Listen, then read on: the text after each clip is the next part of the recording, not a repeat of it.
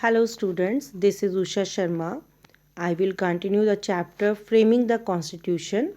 In this video, we will discuss about the power of the state and debate on the national language. The powers of the state.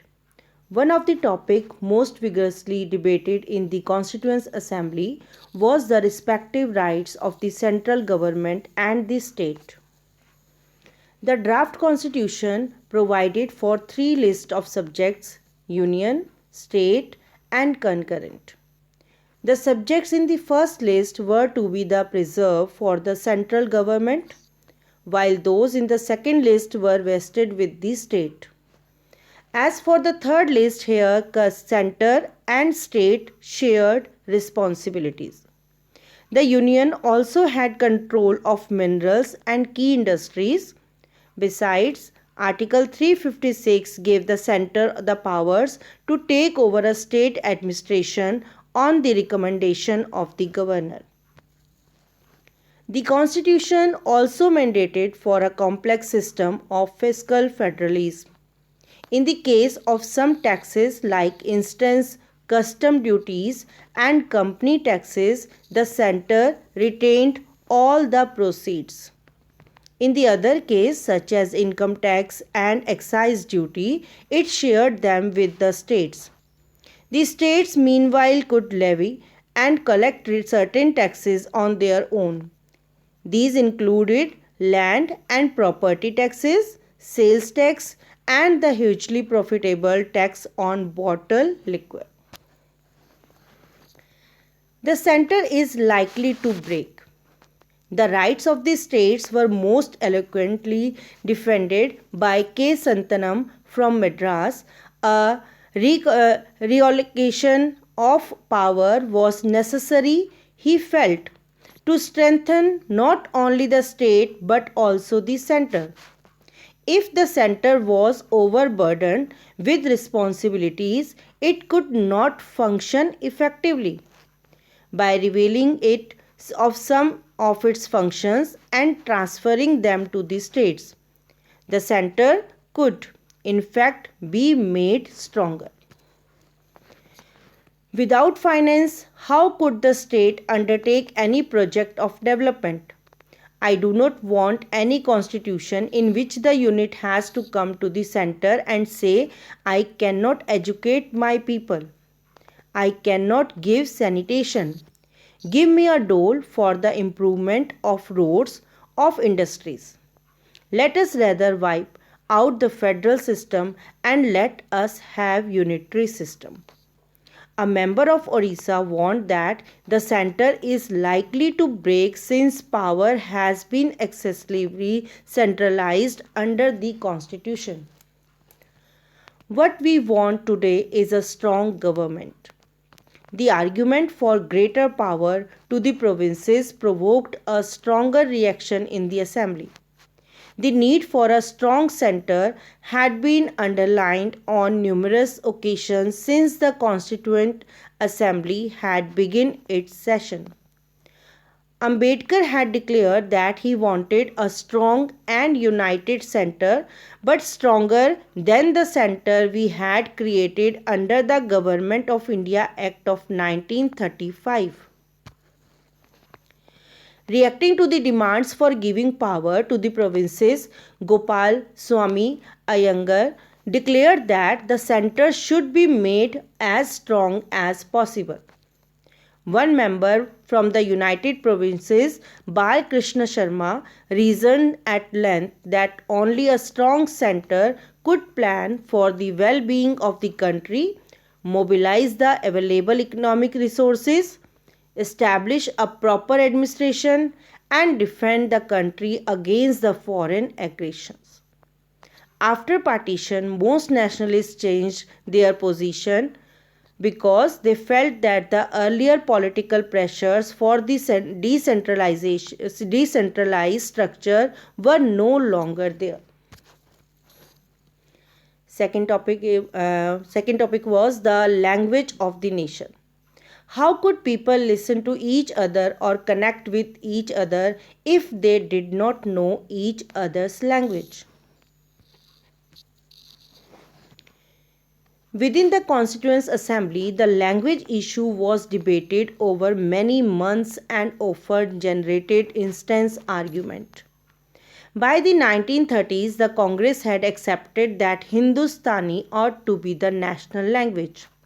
Mahatma Gandhi felt that everyone should speak in a language that common people could easily understand. Hindustani, a blend of Hindi and Urdu, was a popular language of a large section of the people of India. And it was a composited language enriched by the interaction of diverse culture. Mahatma Gandhi thought would be the ideal language of communication between diverse communities. It could unify Hindus and Muslims and people of the north and the south. From the end of the 19th century, however, Hindustani as a language has been gradually changed. As communal conflicts depended, Hindi and Urdu also started growing apart. On the one hand, there was a move to Sanskritize Hindi, purging it of all words of Persian and Arabic origin. On the other hand, Urdu has been increasing Persianized. Mahatma Gandhi, however, retained his faith in the composite character of Hindustani. A plea for Hindi. In one of the earlier sessions of the Constituent Assembly, R.V. Dhulekar, a congressman from the United Provinces, made a strong plea that Hindi be used as a language of constitution making. Dhulekar told people who are present in this house to fashion a constitution for India and do not know Hindustani are not worthy to be the members of this assembly. They better leave. As the house broke up in commotion over these remarks, Dhulekar proceeded with his speech in Hindi. On this occasion, peace in the house was restored through Jawaharlal Nehru's intervention, but the language issue continued to disturb proceedings and agitate members over the subsequent 3 years. Almost 3 years later, on 12th September 1947, Dhulekar's speech on the language of the nation once again sparked off a huge storm. It had decided but not yet formally declared that Hindi in the Devanagari script would be the official language, but the transition to Hindi would be gradual. For the first 15 years, English would continue to be used for official purposes. Each province was to be allowed to choose one of the regional language for official work within the provinces. Dhulekar was not one who linked such an attitude of reconciliation. He wanted Hindi to be declared not an official language but a national language. A fear of domination. A day after Dhulekar spoke, Srimati G. Durgabai from Madras explained her worries about the ways the discussion was developing. Mr. President, the question of national language for India, which was an almost agreed proportion until recently, has suddenly become a highly controversial issue. Durgabai informed the House that the opposition in the South against Hindi was very strong. She had accepted Hindustani as the language of the people. But now that language has been changed. Words from Urdu and other regional languages were being taken out. Any move that adored the inclusive and composite character of Hindustani, she felt was bound to create anxieties and fears amongst different language groups. Sri Shankarrao Dio stated that as a congressman and a follower of Mahatma Gandhi, he had accepted Hindustani as a language nation.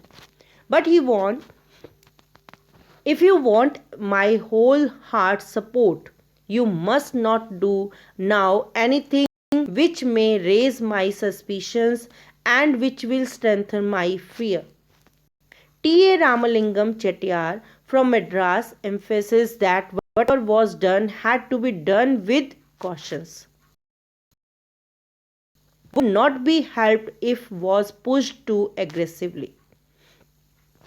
When we want to live together and form a united nation, he said, there would be mutual adjustment and no question of forcing things on people. At last, the Constituent Assembly debates help us understand the many conflicting voices that had to be negotiated in framing the Constitution and the many demands that were articulated. At times, the members of the assembly also changed their ideas as the debate unfolded over 3 years. Hearing others argue, some members rethought their positions, opening their minds to contrary views, while others changed their views in reaction to the events around. Thank you, class.